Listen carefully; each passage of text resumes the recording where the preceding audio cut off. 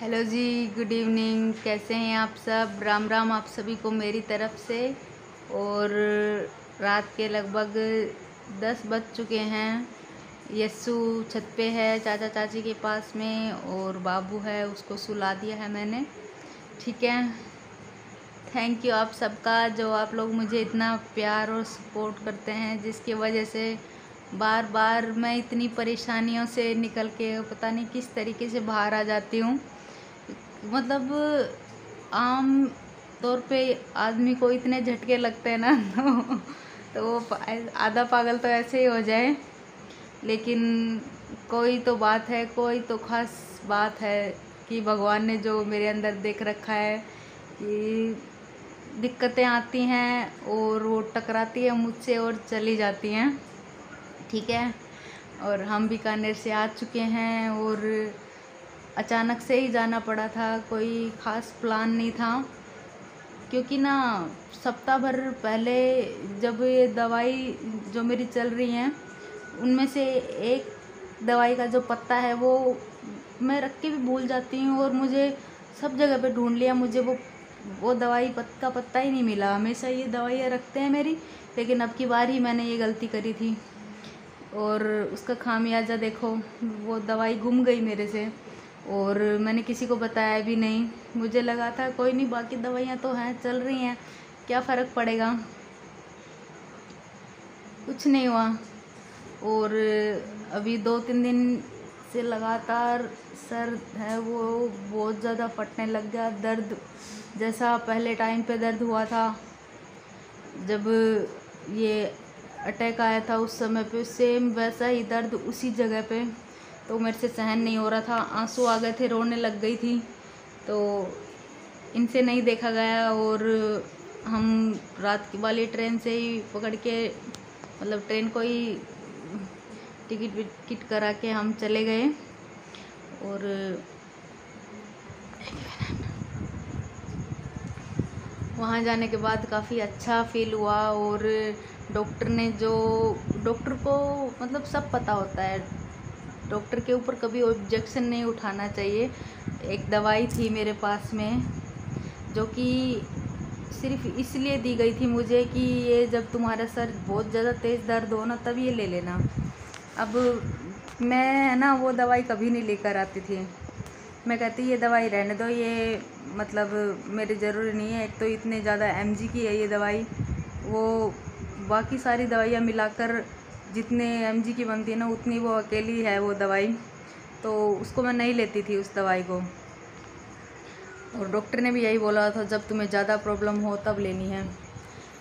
Sir दर्द होता भी तो भी मैं टाल देती थी कि क्या पता इससे क्या नुकसान हो जाए मेरा, इसलिए इग्नोर ही मारती थी। लेकिन 2-3 दिन पहले जब मैंने वो दवाई ली, मैंने 2 डोज़ लगातार ली, 2 नहीं सॉरी 3, और 3 में मेरी हालत ऐसी हो गई थी जैसे कि मुझे कुछ हुआ ही नहीं है, इतनी अच्छी दवाई है वो। लेकिन हाँ भी मैं आपको बता भी नहीं सकती कि मेरे उससे कोई और ले ले वो दवाई, तो कहीं उसको कोई गलत प्रॉब्लम नहीं हो जाए, क्योंकि वो डॉक्टर ने लिख के दी हुई है। मतलब मेरे को उस दवाई की ज़रूरत है दिमागी तौर पे, तो बस काफ़ी अच्छी दवाई है वो। और थैंक यू बोलना चाहती हूँ मैं जो डॉक्टर जो इलाज कर रहे हैं मेरा, कि इतने अच्छे से समझते हैं वो हमें। और अब मैं आपको ये बता देती हूँ कि एक्चुअल में मुझे हुआ क्या था। यहाँ में तो कुछ समझ नहीं आया, और हम बिल्कुल सही टाइम पे हॉस्पिटल चले गए कि डॉक्टर के पास जो जिससे मेरा इलाज चल रहा है। और जब उनको सब बातें बताई, तब हमें पता चला कि मुझे माइग्रेन अटैक आया था, जिसकी वजह से ना इतना तेज़ सर दर्द था। लेकिन दवाई लेने से मुझे ज़्यादा तकलीफ़ नहीं हुई कि हाँ एक बार वो सर तो फटता ही है, और क्या पता नहीं क्या 72 घंटे तक लगातार हो सकता है ये, इसका मुझे कुछ बता रहे थे, पूरा समझ नहीं आया अच्छे तरीके से। लेकिन हाँ, और अच्छी बात यह बता देती हूँ कि जो मेरी खून पतला होने वाली दवाइयाँ चल रही थी वो बंद कर दी डॉक्टर ने, क्योंकि ना वही बात है कि डॉक्टर हमसे ज़्यादा जानते हैं। जो हमारी दवाइयाँ चल रही हैं उसमें एक लिमिट होती है कि आपको ये दवाई इतने समय तक ही लेनी है, उससे ज़्यादा अगर आप लोगे तो आपको उतना ही वो दवाई नुकसान करेगी जितना वो फ़ायदा कर रही थी। तो ये वाली जो दवाई है ये मेरे को 6 मंथ हो गए लेते हुए, और मैंने सेम डॉक्टर से यही बात पूछी जो आपके दिमाग में चल रही होगी कि खून पतला होने वाली दवाइयाँ जो मैं ले रही थी, और अभी मैंने अचानक से छोड़ दी तो खून गाढ़ा हो गया और कल को मेरे कोई दिक्कत हो गई तो फिर मैंने डॉक्टर से यही बोला कि सर अगर फिर से कोई ब्लॉक हो गया, फिर से मेरी नस फटने के कगार पे आ गई तो मैं क्या करूँगी अगर कोई दिक्कत हो गई तो फिर डॉक्टर ने यही कहा कि अगर तुम लेती रहोगी ना, दवाई रेगुलर भी रखोगी, तो भी इसका उतना ही बुरा असर होएगा कि कल को खून ज़्यादा पतला हो गया तो तुम्हें इससे भी ज़्यादा ख़तरनाक मतलब सिचुएशन में आ सकती हो तुम। तो बस वो दवाई भी बंद हो गई और उसके अलावा 2 दवाइयाँ और बंद कर दी डॉक्टर ने। और जो ये माइग्रेन की जो दवाई है वो चालू है मेरी, वो तभी लेनी है जब ज़्यादा सर दर्द हो।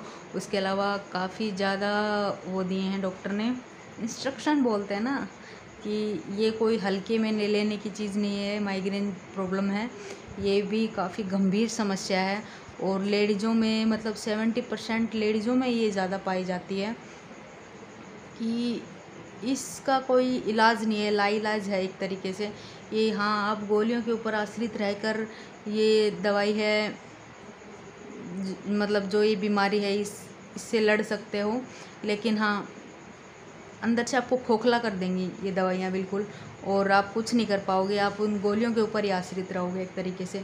लेकिन दूसरी तरफ जो ध्यान है, योग है और कुछ अपने जो परहेज़ है जो डॉक्टर ने बताए हैं मुझे, अगर हो सकेगा अगर आप चाहते हो तो मैं आपको भी बता सकती हूँ, किसी और ब्लॉग में बता दूँगी कि जो आपको भी कहीं सर के आधे हिस्से में इधर दर्द होता है या फिर इधर दर्द होता है या फिर मेरी तरह बस खाली यहाँ पे दर्द होता है, तो ये माइग्रेन हो सकता है।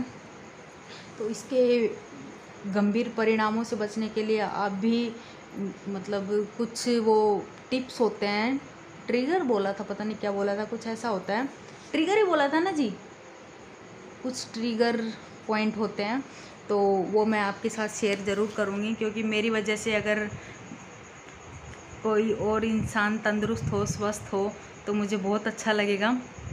ठीक है, तो बस उन्हीं का कल से ही मैं शुरू करने वाली हूँ। अपनी जो दिनचर्या है उसमें काफ़ी बदलाव करना है मुझे। अब ये तो है नहीं कि जैसे मैं स्मोकिंग करती हूँ वैसे सुना है मैंने, और डॉक्टर भी बता रहे थे कि जो लोग स्मोकिंग करते हैं, अल्कोहल का यूज़ करते हैं, उन लोगों के अंदर ये काफ़ी ज़्यादा मतलब दिक्कत होती है माइग्रेन की। लेकिन उसके अलावा टेंशन में रहते हैं, यही वाली बात, जो इंसान टेंशन में रहता है या फिर ख़राब दिनचर्या होती है जिसकी, और भी काफ़ी ज़्यादा चीज़ें बताई थी डॉक्टर ने, इनमें से कुछ होगा तो आपको भी ये समस्या हो सकती है। और ये लाइलाज बीमारी है, चाहे इसका कितना भी समाधान देखो आप दवाइयों में नहीं मिलने वाला। बस ये ध्यान और योग अगर ये आप लगातार करोगे और एक अच्छी दिनचर्या अपनाओगे तो इससे निजात पा सकते हैं हम, और मैं उसको अपनाने वाली हूँ और देखती हूँ मुझे कितना फ़ायदा मिलता है, और उसी तरीके से मैं आपको बताऊँगी। अगर मुझे कुछ फ़ायदा हुआ तो आप लोग भी उसको ज़रूर ट्राई कीजिएगा। और अभी तो दवाई का असर है, जो कल से मैंने खूब नींद ली है, बहुत ज़्यादा, क्योंकि नींद बहुत ज़्यादा ज़रूरी है। नींद भी एक दवाई है, जो दिमागी तौर से थोड़ा सा असंतुलित इंसान है ना, उनके लिए, मेरे जैसे, तो उनके लिए नींद बहुत ज़्यादा ज़रूरी है। तो मैंने 2 दिन से काफ़ी, जब से मैं आई हूँ ट्रेन में भी मैंने काफ़ी अच्छे से नींद ली थी, और यहाँ पे भी आने के बाद नींद ही नींद ली है, तो मेरा सर है वो काफ़ी ठीक है अभी, और दवाई भी है, तो उस चक्कर में सब अच्छे से हो रहा है। ठीक है, और बस और क्या बताऊँ, ये बात बतानी थी मुझे, और आपको और भी ज़्यादा जानकारी देनी है मुझे कि मुझे ये जो ब्रेन हेमरेज हुआ था उसका कारण भी डॉक्टर ने बता दिया आखिरकार मेरे को, कि मेन प्रॉब्लम कहाँ थी, क्या गलती हुई मुझसे या फिर किसी और से, मैं ये सब आपको बताऊंगी। लेकिन आज का व्लॉग काफ़ी लंबा हो गया है। और दूसरा, यशु को भी वहाँ से लेना है देवर जी वाले रूम से और सुलाना है उसको। कल उसको वापस से स्कूल जाना है। काफ़ी दिन हो गए वो स्कूल नहीं गई है और उसकी पढ़ाई है वो लगातार वो पीछे ना रह जाए, मुझे ये टेंशन भी रहती है। ठीक है, तो मिलते हैं आपसे नेक्स्ट ब्लॉग के अंदर। तब तक के लिए बाय बाय, टेक केयर। अगर चैनल सब्सक्राइब नहीं किया है तो प्लीज़ कर दीजिएगा।